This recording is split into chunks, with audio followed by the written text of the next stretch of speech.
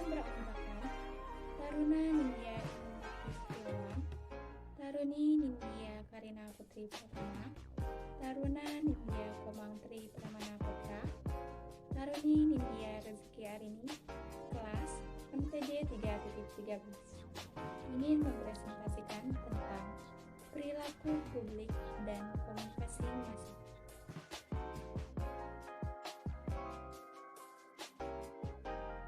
Materi yang pertama yaitu perilaku publik.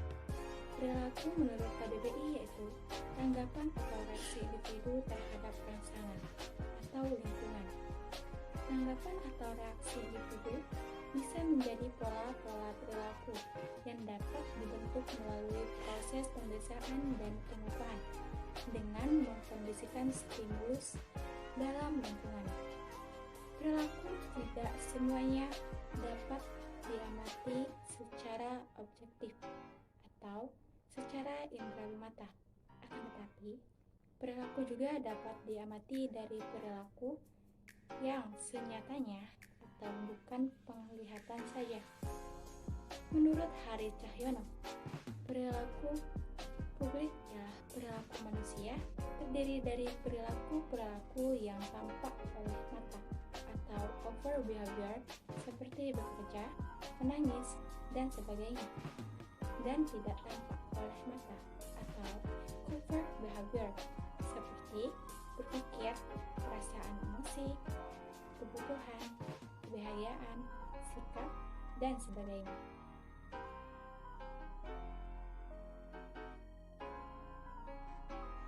Perilaku publik. Perilaku publik terdiri menjadi 5 macam. Yang pertama, ada perilaku kognitif, yaitu publik yang berperilaku kognitif hanya sebagai pengetahuan dasar. Yang kedua, ada perilaku efektif, yaitu perilaku yang berkaitan dengan sikap seseorang, contohnya seperti perasaan, sikap, minat, nilai sosial, dan pengendalian emosi. Yang ketiga, ada perilaku psikomotorik, yaitu publik yang menggunakan media untuk mengembangkan kemampuan atau skill mereka di media. Yang keempat, ada perilaku tampak, yaitu perilaku yang dapat dilihat publik, seperti berpakaian, berbicara, bereaksi, dan lain-lain. Yang terakhir, ada perilaku tidak tampak, yaitu perilaku yang tidak bisa ditangkap oleh indera melalui media.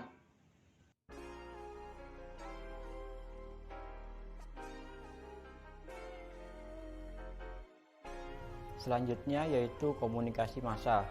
Komunikasi massa dapat didefinisikan dengan memusatkan perhatian pada 5 variabel terkandung dalam setiap tindakan komunikasi, memperlihatkan bagaimana variabel-variabel ini bekerja pada media massa. Variabel yang pertama yaitu sumber. Sumber mengeluarkan biaya besar untuk menyusun dan mengirimkan pesan. Yang kedua, khalayak ditunjukkan kepada massa. Yang ketiga, pesan. Pesan komunikasi massa bersifat umum, maka pesan harus diketahui oleh setiap orang. Yang keempat yaitu proses. Proses sendiri ada 2, yaitu proses satu arah dan proses 2 arah. Proses satu arah yaitu proses mengalirnya pesan, sedangkan proses 2 arah yaitu proses seleksi. Yang kelima yaitu konteks. Konteks sendiri berlangsung dalam suatu konteks sosial. Dapat disimpulkan, komunikasi massa adalah komunikasi yang menggunakan media massa dalam penyampaian informasi yang ditunjukkan kepada orang banyak dan diterima secara serentak. Bentuk-bentuk komunikasi massa. Yang pertama, televisi. Saat ini bisa dikatakan bahwa televisi menjadi media paling populer karena televisi bersifat audiovisual, dapat didengar juga dapat dilihat. Televisi dijelajahi hiburan, berita, dan iklan. Fungsi televisi yaitu memberikan informasi, menghibur, dan juga membujuk. Yang kedua, radio. Radio merupakan sistem komunikasi massa yang dominan sebelum munculnya televisi. Yang ketiga, surat kabar.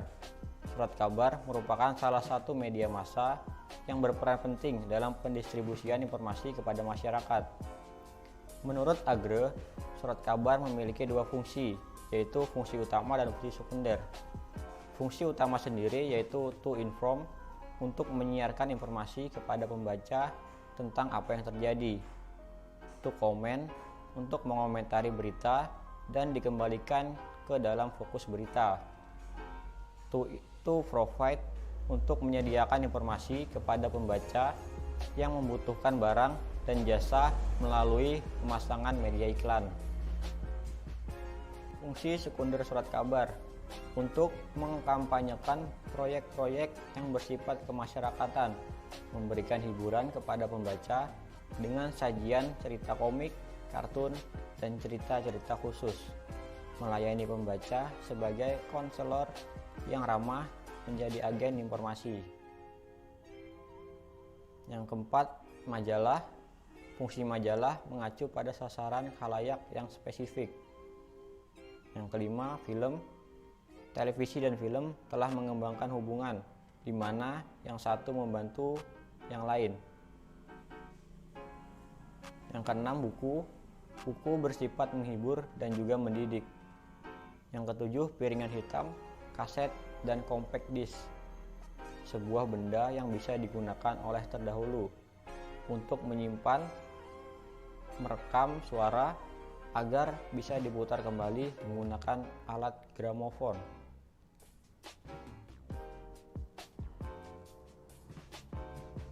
Dan fungsi komunikasi massa yaitu menghibur, meyakinkan, menginformasikan, menganugerahkan status, menciptakan rasa kebersatuan, dan juga mengevaluasi fungsi media.